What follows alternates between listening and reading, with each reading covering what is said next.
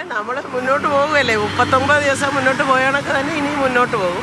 നിരാഹാരം എന്നൊക്കെ പറഞ്ഞാൽ ആരും പേടിക്കുന്നതല്ലേ. ഇവിടെ നിരാഹാരം കിടക്കാൻ ആളുകളുടെ ഇടിയാണ്. ഞാൻ കിടക്കും എന്നാണ് ഓരോരുത്തരും പറയുന്നത്.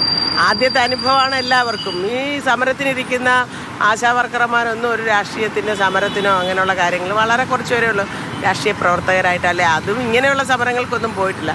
പക്ഷെ പുതിയ അനുഭവമാണെങ്കിലും അത് ആരെയും ഭയപ്പെടുത്തുന്നില്ല, അല്ലെ പേടിപ്പിക്കുന്നില്ല. എല്ലാവരും അതിന് സന്നദ്ധമായിക്കൊണ്ടിരിക്കുകയാണ്.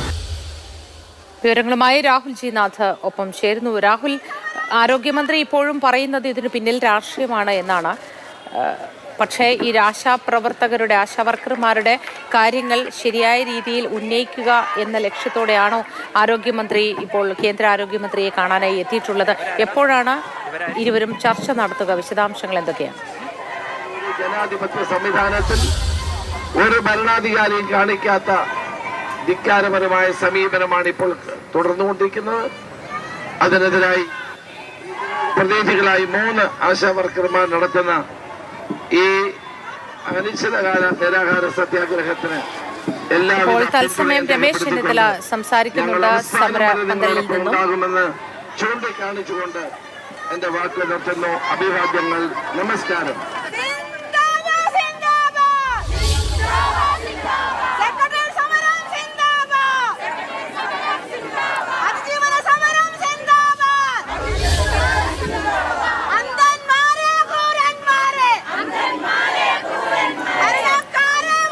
രാഹുൽ ജിനാഥ് വിവരങ്ങളുമായി ചേരുന്നു. രാഹുൽ, 40ാം ദിവസത്തിലേക്ക് കടക്കുകയാണ് ആശാവർക്കർമാരുടെ സമരം.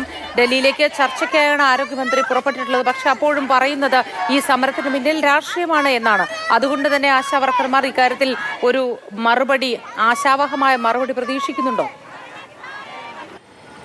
ആശാപ്രവർത്തകരുടെ നിരാഹാര സമരം തുടങ്ങിയിരിക്കുകയാണ്.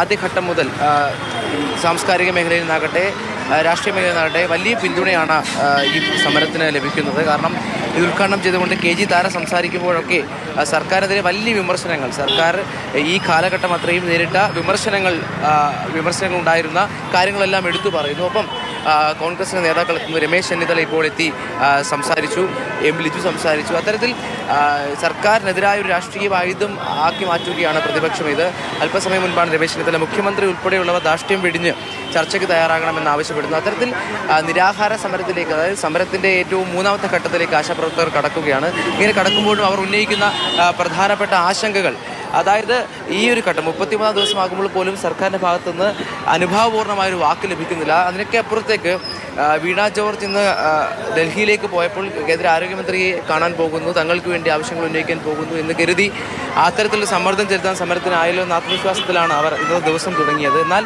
നിലവിൽ ഇപ്പോൾ കേന്ദ്ര ആരോഗ്യമന്ത്രിയുടെ കൂടിക്കാഴ്ചകൾ സമയം പോലും ലഭിക്കാതെയാണ് മന്ത്രി ഡൽഹിയിലേക്ക് പോയിരിക്കുന്നതെന്ന് അറിയുമ്പോൾ തങ്ങളെ കബളിപ്പിക്കാൻ ശ്രമിച്ചതാണ്, അത്തരത്തിലുള്ള നീക്കമാണ് ആരോഗ്യമന്ത്രി നടത്തിയത് എന്നുള്ള തരത്തിലുള്ള വലിയ വിമർശനങ്ങൾ ഇതിൻ്റെ ഭാഗമായി വരികയാണ്. എന്തായാലും സമരം ശക്തമായി മുന്നോട്ട് പോവുകയാണ്. നിരാഹാര സമരത്തിലേക്ക് കടക്കുമ്പോൾ നിരാഹാര സമരം തയ്യാറായിക്കൊണ്ട് ഭൂരിഭാഗം ആശാപ്രവർത്തകർ മുന്നോട്ട് വന്നു എന്നാണ് പറയുന്നത്. നിലവിൽ ഇപ്പോൾ 3 പേരാണ്, ഈ ദൃശ്യങ്ങളിൽ കാണുന്ന പോലെ 3 പേരാണ് നിരാഹാര സമരം തുടരുന്നത്.